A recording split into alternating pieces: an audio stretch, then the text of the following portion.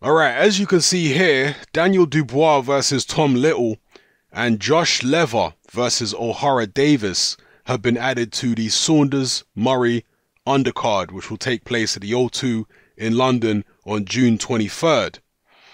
Now, I've never heard of this Josh Lever character before, so I'm going to have to do my research on him and do a video on the O'Hara Davis fight at a later date. Davis, I obviously know well. I've interviewed him, seen most of his fights. I like watching him fight. But Josh Lever, I'm ignorant about at the moment, so I'm going to have to do my research on him and get back to you guys on that. But for this video, I want to concentrate on this fight here. Daniel Dubois versus Tom Little. This is a step up for Daniel Dubois. Not a massive step up, but it is a step up because the opposition he's faced up until this point has been pretty appalling. I'm not criticizing the fact that he's faced appalling opposition because this is the process that young prospects have to go through in order to gain their confidence, in order to tweak their technique and hone their technique, basically, to hone their technique and their shape and learn how to throw the punches correctly and pace themselves and all that kind of business. They have to go through this process of fighting journeyman for all the reasons mentioned, particularly when it comes to learning to be relaxed and building confidence, etc. So Tom Little's a little bit of a step up from the previous opponents. I certainly expect Dubois to take care of Tom Little without too much fuss. But with Daniel Dubois, there's a lot of hype about him.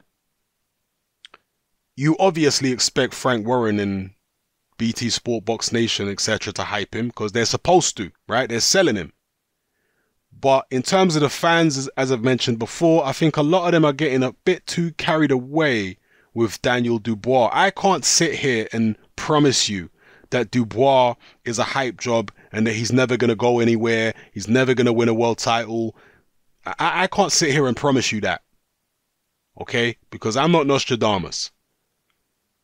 All I can say to you is it's way too premature to be saying that Dubois is the future of the heavyweight division, because that's what a lot of people are saying. A lot of people are saying this guy is going to get up there, fight Joshua, beat Joshua, take Joshua's mantle or Fury or whoever's at the top by the time Daniel Dubois gets to world level, if he gets to world level. So a lot of the fans, I think, are getting way too carried away with Daniel Dubois.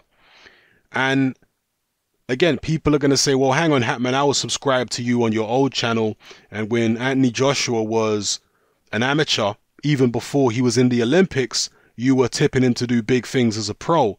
Well, yes, because he'd already done so much as an amateur. He'd already been in the World Games and won a silver medal. He'd already, with very little amateur experience, beaten a lot of the top amateurs in the world at senior level.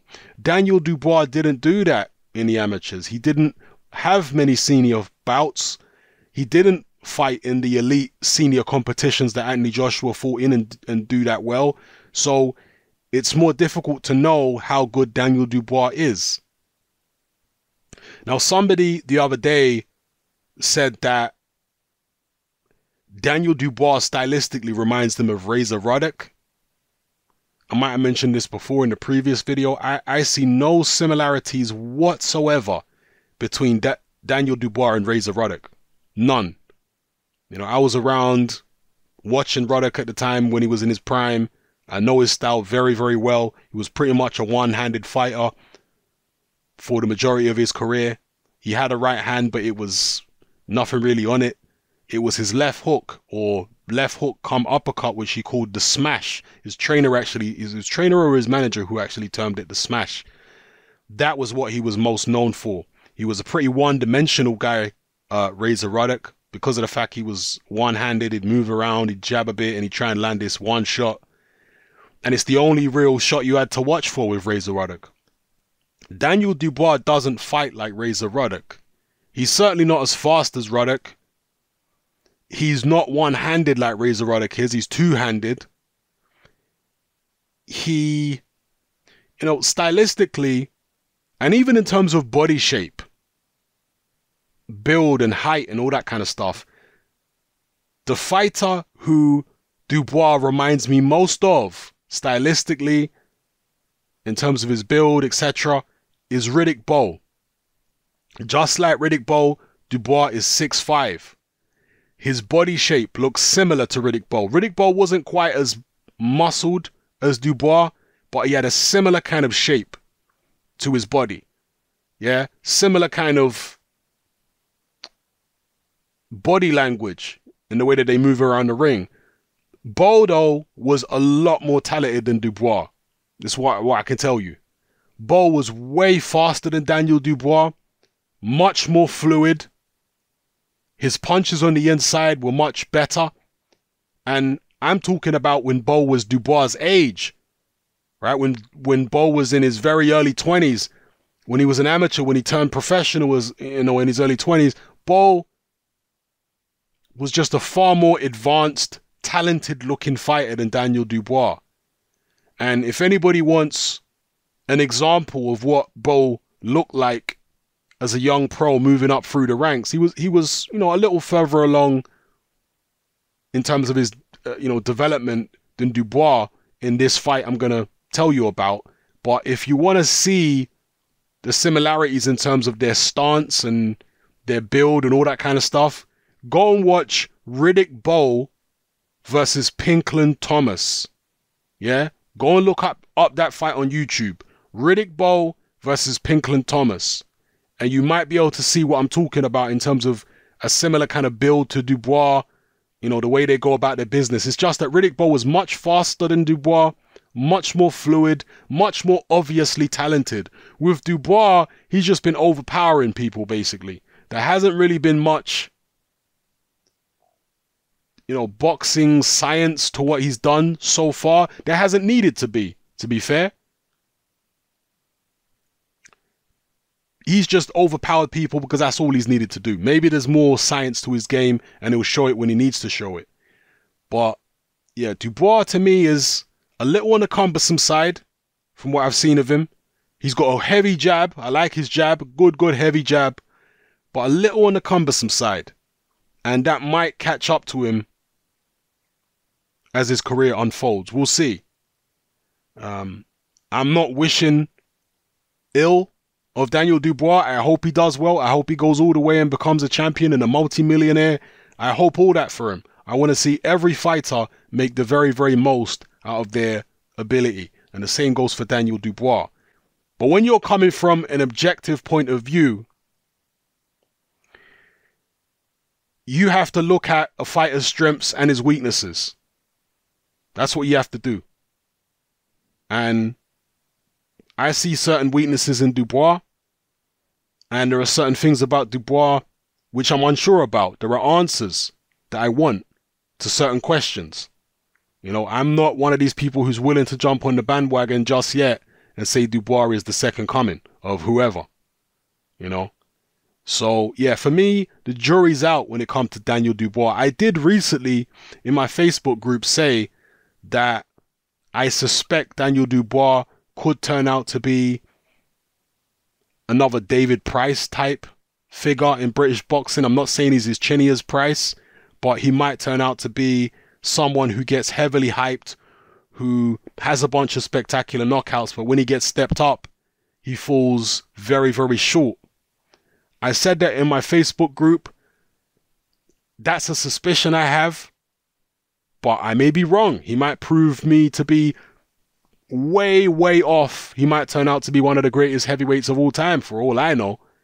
But and he is very young. He's got plenty of time to develop, plenty of time to mature, both physically and mentally.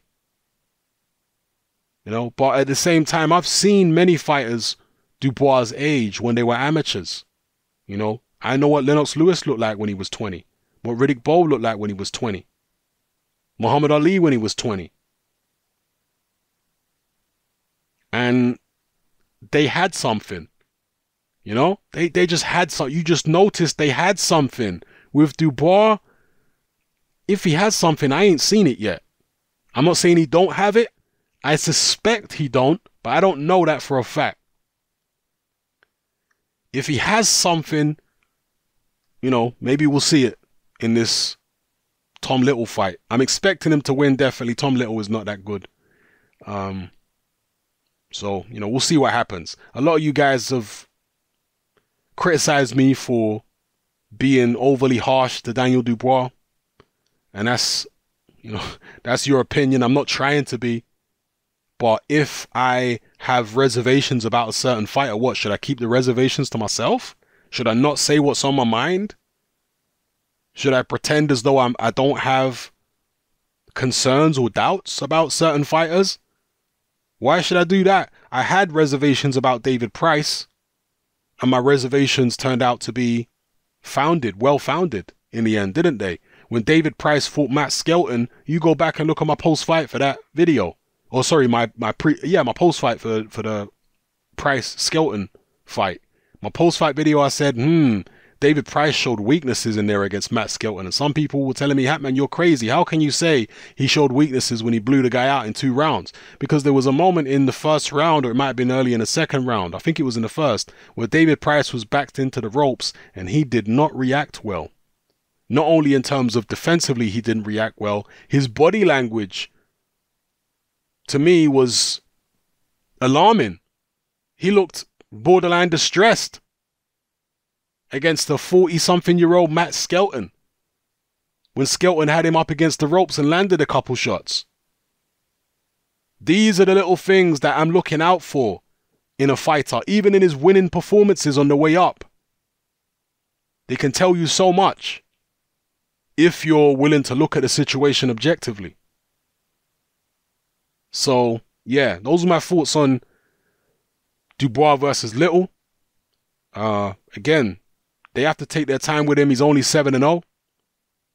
So there's no rush. He's only, 20 years old, I think he is now. There's no rush. Plenty of time. I hope he proves my suspicions very wrong and he turns out to actually be a very, very special heavyweight. I hope that's the case. All right? Let me know what you feel in the comment section, people. It's Hatman. I'm out.